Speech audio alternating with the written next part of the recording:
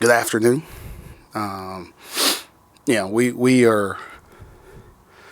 It's like it's been a while, I guess that we've been on break for a long time, so we've been able to kind of practice at different times. Go twice, do a bunch of different things. But the start of school also gets you back into a normal routine and a normal schedule. So with classes starting back today, it kind of gets us back into a similar routine. And now like here we go. Like the Big Ten is really starting up and is in full swing now. So we're excited, to get going again. And we're also excited, one, to have our students back.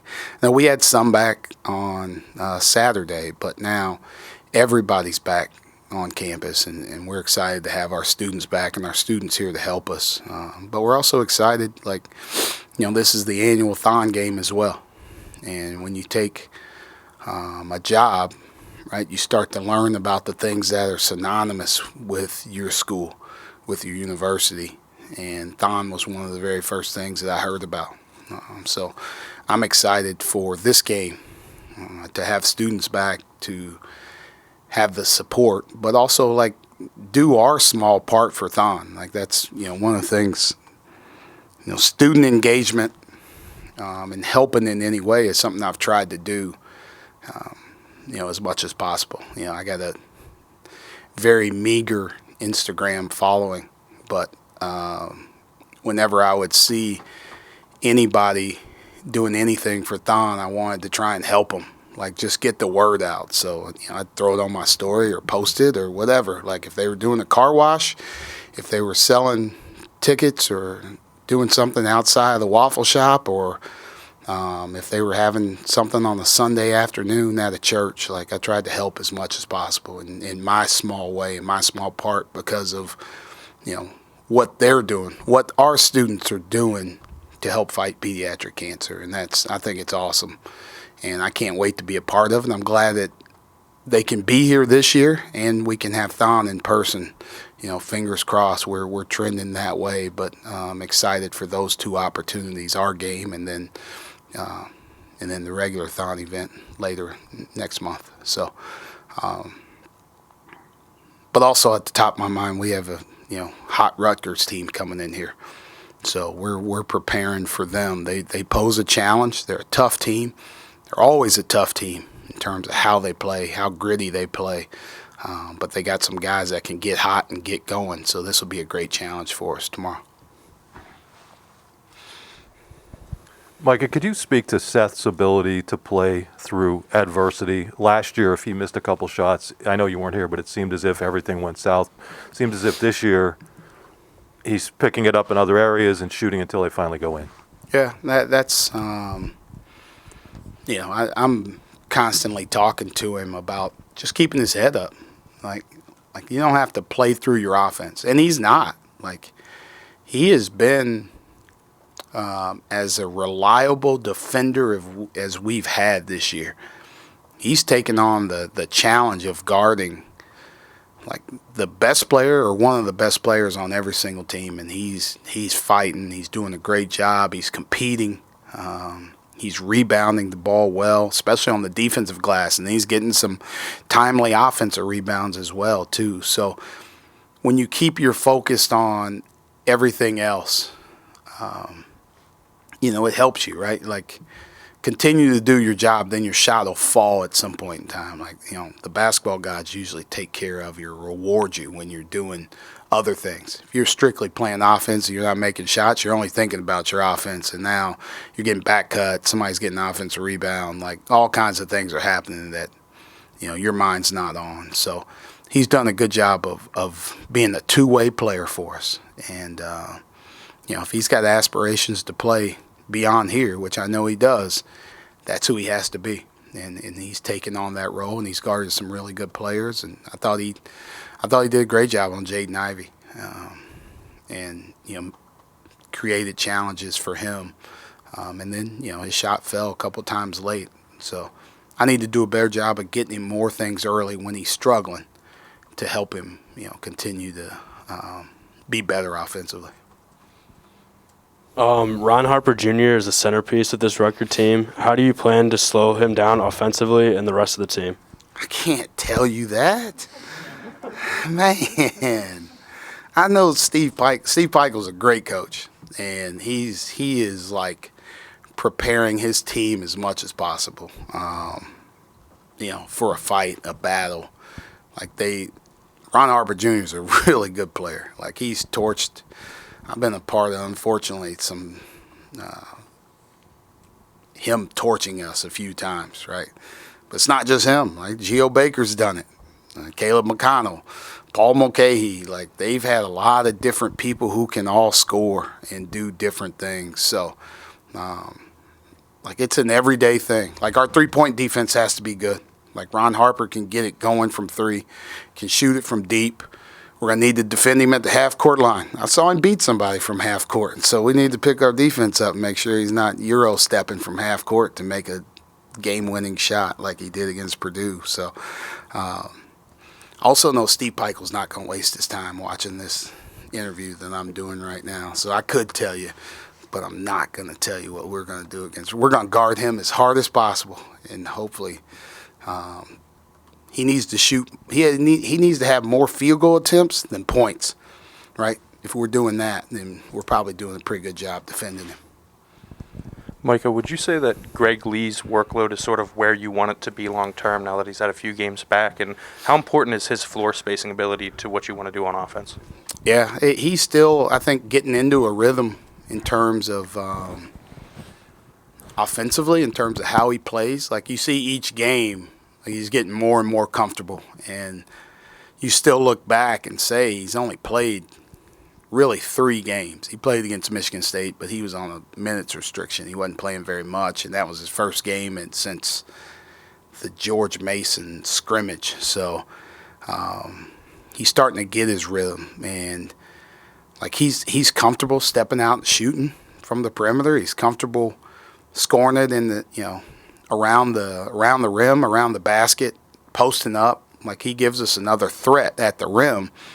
But also his ability to really pass out from there as well. He threw 2 dynamic passes to Seth last game, and we didn't, Seth missed them, but I think those were great reads. Like, it puts pressure on people because he can score with his back to the basket, but he can also step out and shoot it. So he's getting there. I don't think he's complete yet, and how he's played, he's been able, I've been able to rotate he and John and Jelani, and they're all giving us great things. They're all giving us great minutes right now, which they're taking the pressure off of each other. So, the more games we play, I think, 4 games in whatever it is, 10, 11 days is helping him get his rhythm. So, but we need him. We need him. And this game will be a challenge for him too. Right, he's got to guard some different people. He's got to guard some guys that play on the perimeter a majority of the game. So, where does the advantage lie? Those guys trying to play on the perimeter and take him off the dribble or shoot threes, or him trying to score around the basket and post them an offensive rebound. So, you got to flip it. Who wins that battle will probably be a huge part of who wins this game. Micah, I think we saw some things from Jelani on Saturday with the outside shooting. I think he had like a little runner there too that we haven't seen from him before. How does what you're getting from him right now compare with what you expected to get when you got him? Yeah, he played as the 4 at Canisius, so he's used to playing on the perimeter and doing some other things. That. Like, his shot looks good. Like, he spends time shooting it. He made a huge shot the other night, and he shot it he stepped in and he shot it confidently too. He did the same thing against Northwestern. I think he's getting more and more comfortable where he feels free, and he's getting a good feel for our offense and where his shots are going to come from, maybe where the opportunity to attack is going to come from. I don't know if they'll tell you the same thing, but like, I tell them, like, shoot the ball, man. Like, you get an opportunity, shoot it. Like, if it's a good shot, but I don't want you thinking about, is this a good shot? Is this a bad shot? Like, is this something that I work on in practice or after practice or before practice? Have at it. Have at it. If it's something you've never done in your life and you can do it in a game, nah, man, we got to put that in the attic and hold on to that till the spring. But he works on it.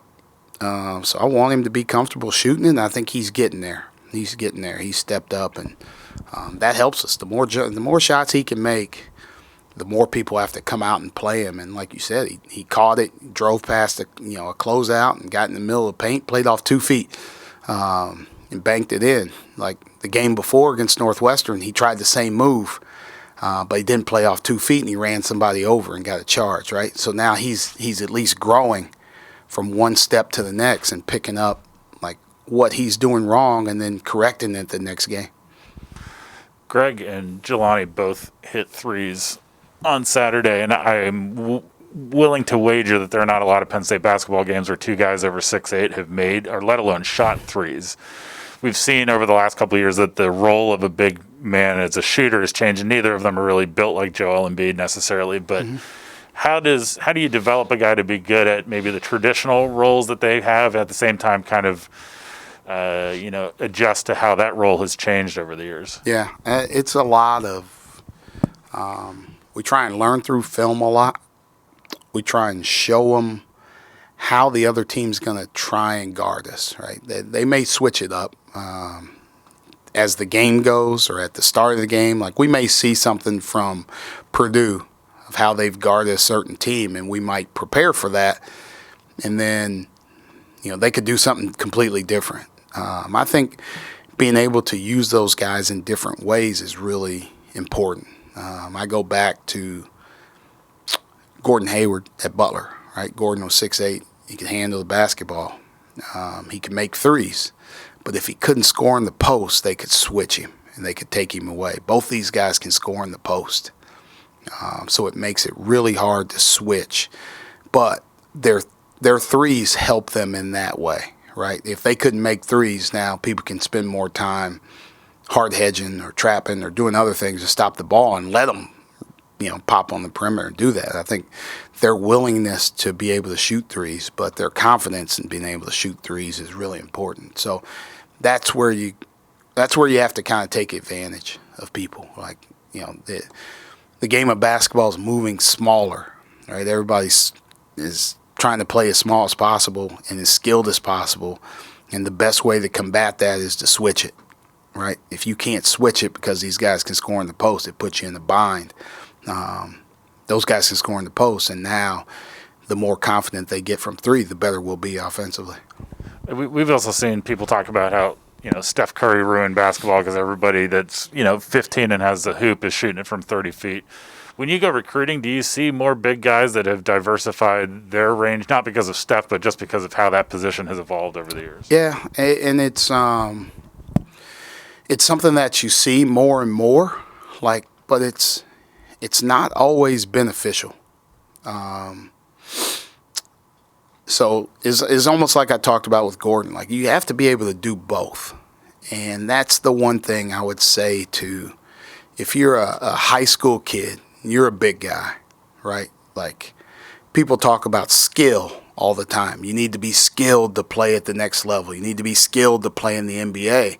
And that's all that they talk about is shooting the basketball. Like, the skill needs to be your ball handling and your passing. Like, that's where people are playing through right now. Like, you see a lot of big guys play on the perimeter and they catch the ball and they play out there. John does it. John does it all the time. He hadn't shot a jumper not one time. But his skill level is him being able to play on the perimeter with the ball in his hands, handle the ball versus pressure, make passes if we need it. Now we run offense through him and it pulls the big guy away from the rim. If you can only shoot but you can't dribble and pass, you're easily guardable in terms of that. So that's where I would say, and once again, just like Steve Peichel, there probably aren't skilled big kids or youth coaches watching this right now. But if you are, work on the ball handling and the passing, right? Shooting's really important, right? If you can shoot, you can play. But if you can only shoot, like you're a one-trick pony and they can take you away. Like, be able to do other things and work on your ball handling, work on your passing, because that makes you even more dangerous in terms of what you can do. Coach, when I talk to fans back here on the podium, when I talk to fans, it's apparent that you've won them over so far. Is that important to you? I don't know. I mean, yeah, sure. It's important to me. I don't. Whatever I do, it's all genuine, right? It's just me. I'm just being myself. Like, I don't have the energy to try and like be somebody in public and then come to practice and be somebody else and then go into the office and be somebody else with my staff. Like, I'm just being me. And if people like it, like, awesome. Come to the games. If you don't like it, I'm sorry. I can't change. Still come to the games, right? And cheer for our team. I think that's that's all it is just trying to do my small part. Like, I love being here. I enjoy being here. I enjoy the people in this community. I enjoy the people at Penn State. And when you enjoy, I love the people that I work with. Like, when you get that mix, like, you're in a good spot. And like, that's how I feel. So, I used to say it all the time, like, we're just trying to make Penn State proud. And I think how our guys play, how hard they play, the effort they put in, win or lose, I look up as I'm walking back through the tunnel and I see the people that have been here for a long time sitting up top there, and they're clapping. They're standing up clapping, win or lose. And all that's telling me is these guys played hard enough for them to come back, right? If you get one opportunity to come watch us play, whether it's Rutgers, whether it's Purdue, whether it's Minnesota, whoever it may be, if you get one opportunity to come and watch us play, we want you to leave and say, man, that was money well spent, and I'll do it again anytime. Micah, you talk a lot about Jelani as a floor spacer. How important is he as a rim runner to someone like Sam, who generally operates, in the pick and roll and in isolation, and needs someone like that to sort of help him get to the rim a little bit? Yeah, I think Jelani's versatility, being able to kind of slide seamlessly, between being a guy that's like our quote-unquote five at times to being who's our, playing with somebody bigger like John. So that's where I think you see the time that we had to practice, where those guys can play together more and play off of each other. I think Jelani's such a threat at the rim that, he causes people to help. And that's what you need. Sometimes we can't get to the rim because they put so much pressure at stopping our guards higher on the floor. If he can roll and get behind the defense, that makes people pull in and worry about him. The guys on the help side, and when I say pull in, the guys on the help side have to come in and stop him because, he's a vertical rim threat. You can throw it above the rim, he can jump up and go get it. So that really helps us. It really helps our offense when people are allowed to stay at home because we can't get behind them on the roll or we'll put pressure on the rim. That makes it easier for us to guard. So his ability to get out of screens, get behind the pick and roll defender, and be able to catch it above the rim is definitely a threat. So the practice time, him being able to do both has been a key for us offensively. Can you give us an update on Giovanni? Is a red shirt a possibility there, and just what will he bring to the floor when he's eventually able to play? Yeah, he's actually like, we were waiting on some.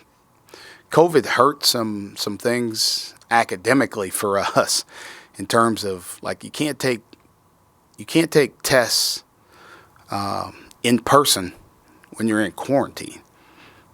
Rules don't really allow that. So, like, we had to push a few things back. He finished up in the classroom great. He just didn't get a chance to finish up in around finals week like everybody else did. on Penn State's campus. So he's actually really close to playing. And, you know, I'm going to have a conversation with him about, like, here's what we need from you. I need you to play as hard as you possibly can play, and I need you to be as good as you can be defensively. You know, he has an ability, like, you know, he's kind of playing out of position right now, just based on what we have and who our team is. But he has the ability to drive the basketball, and he's a really good passer. He's a really good passer. He can see the floor and make plays. So, like, what he needs to do is play his game. And I try and tell him that every single day. Like, just because you're guarding John or John's guarding you, you don't have to play like John. You're not him, right? You need to be him defensively, yeah, right? Because he's doing everything right. But offensively, you have to play your own style and your own game. And he's doing great things for us in practice. And, you know, because of what he did in the classroom, like, you know, we dressed him last game. And now, like, hopefully I can put him in here pretty soon. Thank you guys.